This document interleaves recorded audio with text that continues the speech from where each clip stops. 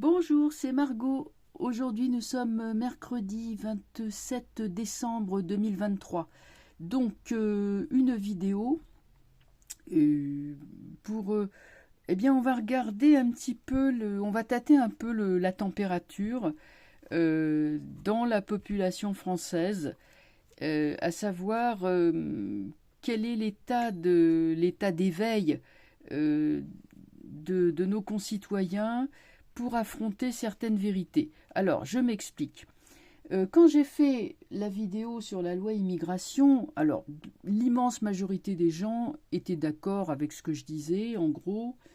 Bon, il y a eu à peu près 4 ou 5 personnes qui n'ont pas aimé du tout et puis qui se sont lâchées dans les... Voilà, on m'a dit que j'étais raciste, on a fait des allusions à mes origines en disant en me reprochant de ne pas être solidaire. Donc c'est vraiment tout mélangé, c'est vraiment confondre l'immigration des années 30 ou des années 20 ou même des années 50 avec l'immigration d'aujourd'hui dans un pays en crise et qui n'a plus du tout de boulot à donner à qui que ce soit.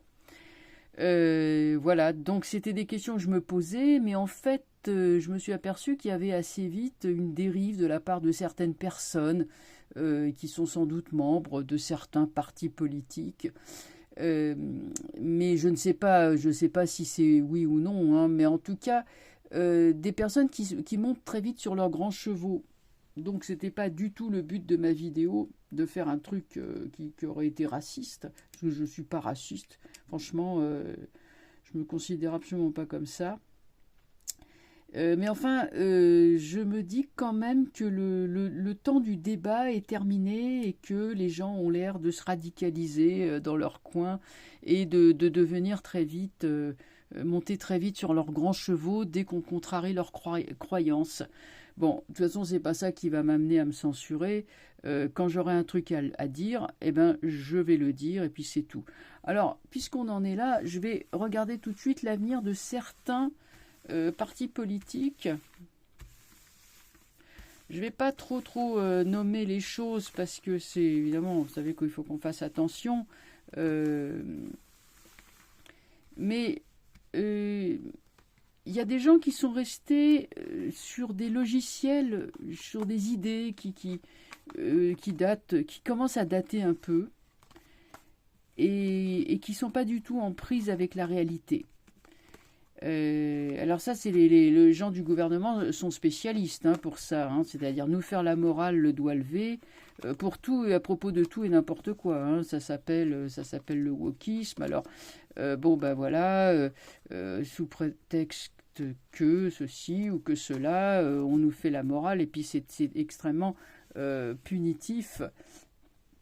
Donc oui, en gros, tout ce qui relève plus ou moins de la cancel culture, du wokisme, etc., parce qu'on va, on va un petit peu appuyer là-dessus, moi ça me paraît, je voudrais voir l'avenir quand même déjà de ce genre de discours qu'on entend ça et là, que certains partis politiques ont complètement repris à leur compte, et de voir l'avenir de tout ce courant de pensée dont nous avons des échantillons tous les jours sous nos yeux. Donc il est évident que on est en plein dans le déni de la réalité là, de ce qui se passe sous nos yeux et on est dans l'interprétation de faits que l'on tord dans tous les sens pour essayer de les faire coller à une idéologie mais qui n'a aucune prise avec le réel. Voilà, alors ça, voilà, vous voyez, je suis une horrible réactionnaire pour parler comme ça. Mais bon, voilà ce que je ressens. D'ailleurs, j'ai pas toujours pensé comme ça en fait. Mais bon, là, c'est vraiment la maturité, quoi. Quand on prend un peu de bouteille, voilà, on ouvre les yeux. Donc voilà, je vais regarder l'avenir de ces mouvements. Bon là, qui sont un peu, je dirais qu'on entend beaucoup, qui tiennent un peu le haut du pavé. Et puis, on va voir un petit peu leur avenir.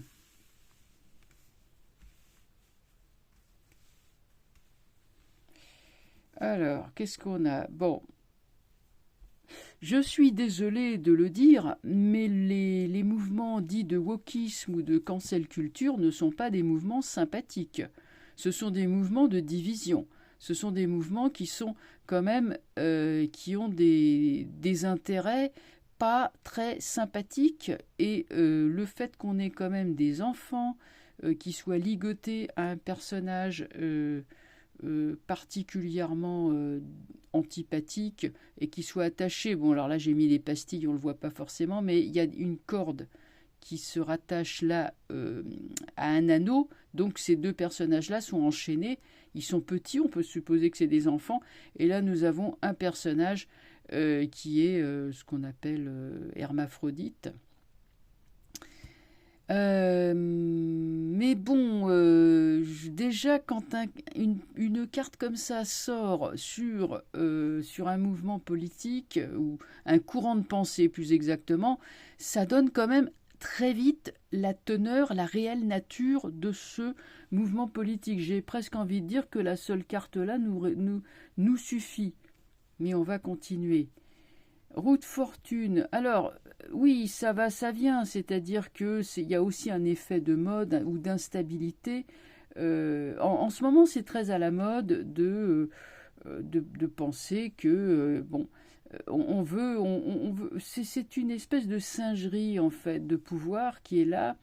Il y a vraiment un monarque autoproclamé, et puis vous avez des gens qui sont là, des militants ou je sais pas, des gens qui n'ont pas beaucoup d'intelligence parce que les oreilles sont attachées, donc il n'entend pas.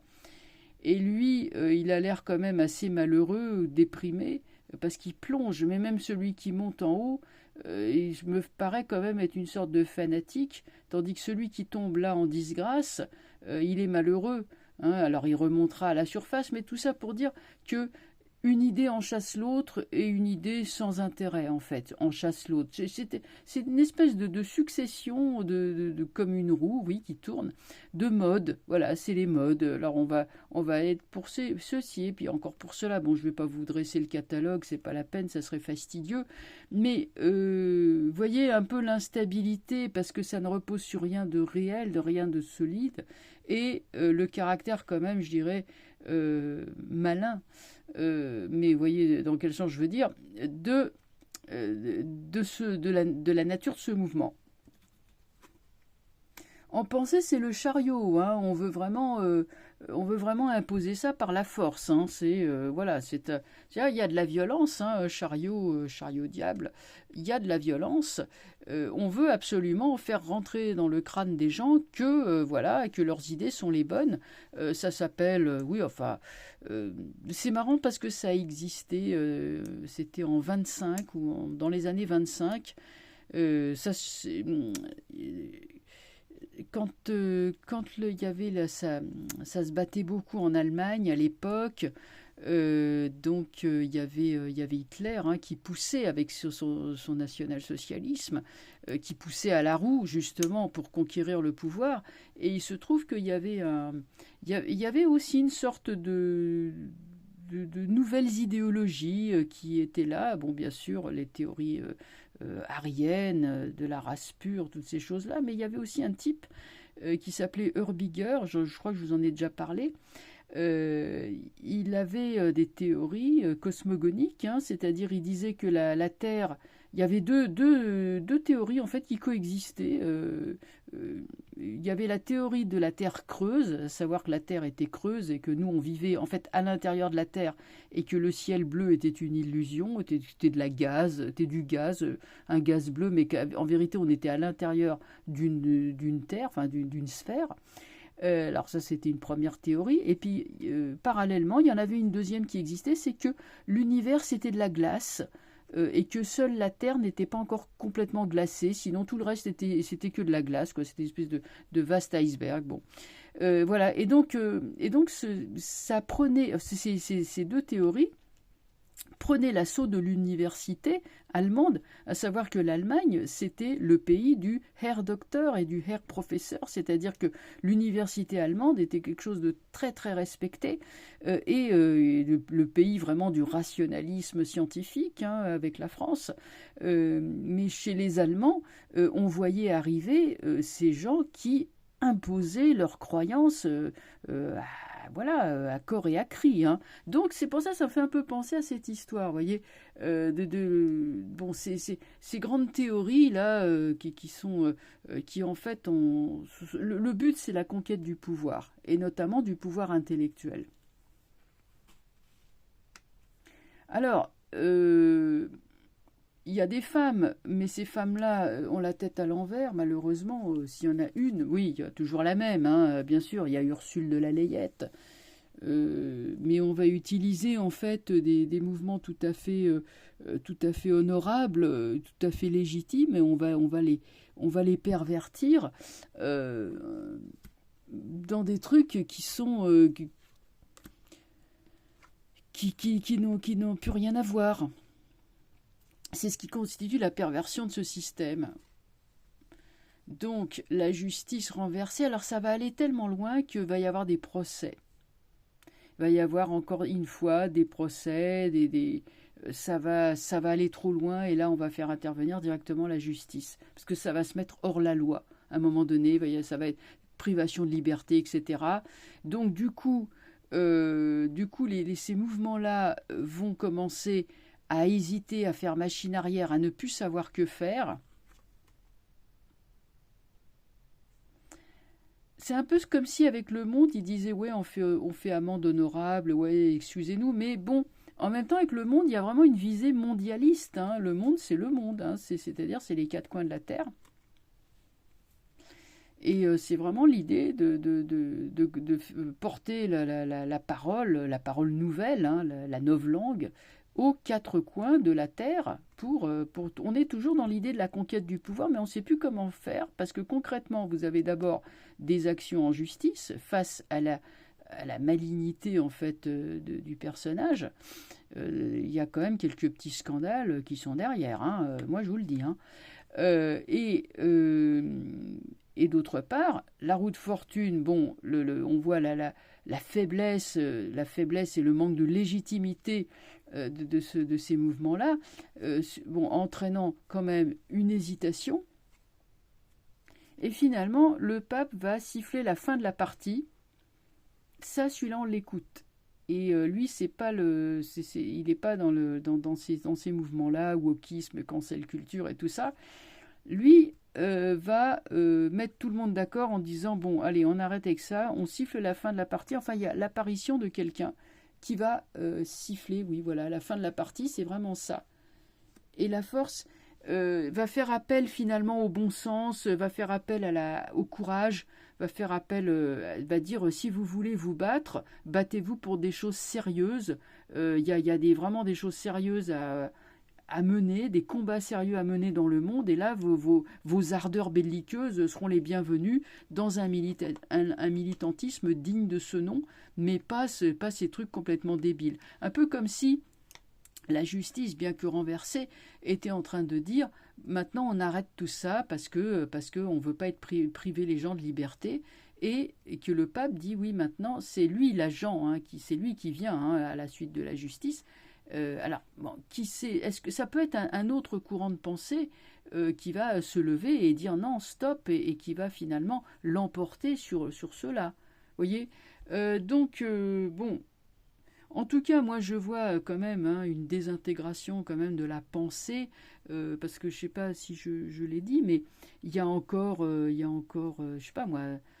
Ouais, il y a 30 ans ou 40 ans, on en était, voilà, on pouvait débattre sereinement sans se